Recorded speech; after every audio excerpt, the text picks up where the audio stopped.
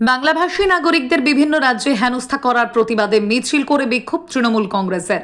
আজ বীরভূমের রামপুরহাটে বীরভূম জেলা তৃণমূল কংগ্রেসের উদ্যোগে এই প্রতিবাদ মিছিল করা হয়।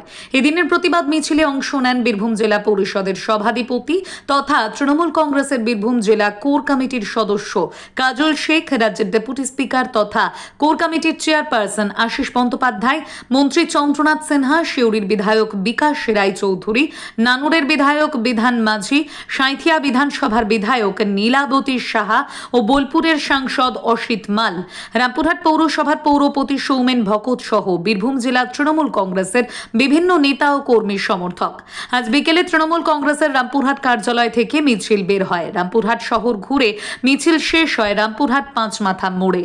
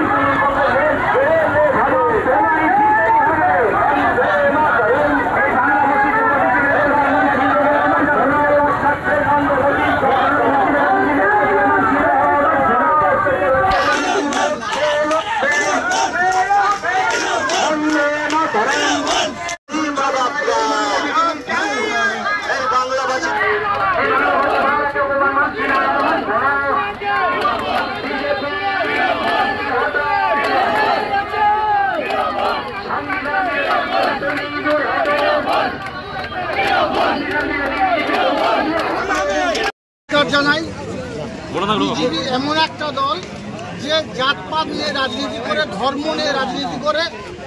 এটা বিশ্বের সর্ববৃহৎ গণতান্ত্রিক দেশ ভারতবর্ষ সংবিধান দ্বারা পরিচালিত হয়।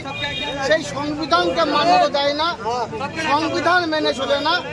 ভারতের সাংবিধানিক অধিকার, আমরা একজন ভারতের ভোটার, আমরা ভারতবর্ষের যে কোনো রাজ্যে গিয়ে আমরা আমাদের কর্মসংস্থান করতে পারি।